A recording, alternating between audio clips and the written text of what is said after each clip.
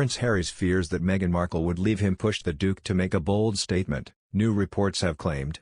While their exit was the result of a number of grievances, Harry made it clear that Britain's toxic media drove him to leave the country with his family.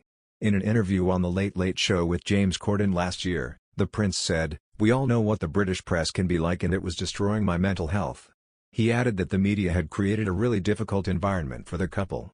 "So I did what any husband and what any father would do, I need to get my family out of here." This was not the first time Harry had made his feelings about the press coverage of him, and particularly his wife, known. In November 2016, a few months after he and Meghan had started dating, the Duke issued a rare statement asking the media and members of the public to respect the privacy of his then-girlfriend. For more than 5 years the real reason for the statement has never been fully explained. Now, it's been claimed that his condemnation of the media was driven by fear that Meghan would leave him. A source told The Times, "It did feel like that if the palace was not able to stand up and support his girlfriend, against some of that disgusting coverage, then who in their right mind would ever consider entering into a relationship with him in the future?" He was very exercised about some of that coverage. He definitely felt that if nothing was done to support her, then she would be, "I'm not sure this is what I signed up for."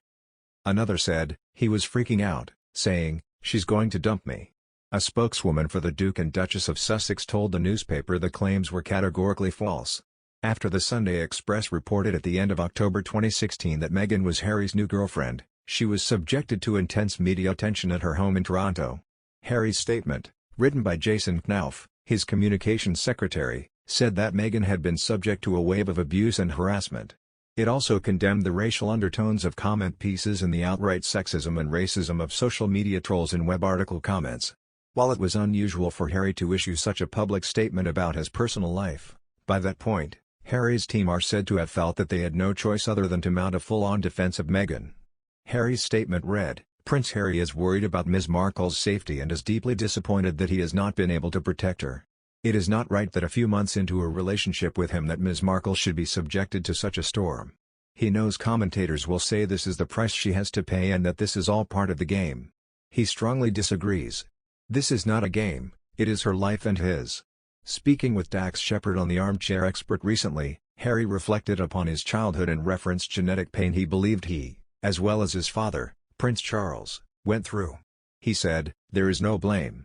I don't think we should be pointing the finger or blaming anybody, but certainly when it comes to parenting, if I've experienced some form of pain or suffering because of the pain or suffering that perhaps my father or my parents had suffered, I'm going to make sure I break that cycle so that I don't pass it on, basically. It's a lot of genetic pain and suffering that gets passed on anyway, so we as parents should be doing the most we can to try and say, you know what, that happened to me, I'm going to make sure that doesn't happen to you." Not mincing his words, Piers today shared his thoughts on Harry's podcast appearance and took umbrage with the royals' take on his upbringing, branding his Archie oil company's ethos to honor the monarchy bullshit.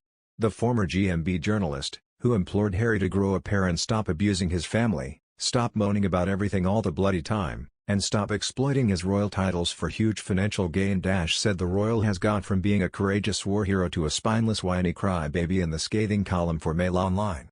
Piers wrote, "It's shameful enough that Harry is once again publicly hammering his father in public like this, just as he did to Oprah when he sounded like a petulant teenager as he berated Charles for cutting him off financially and not taking his calls.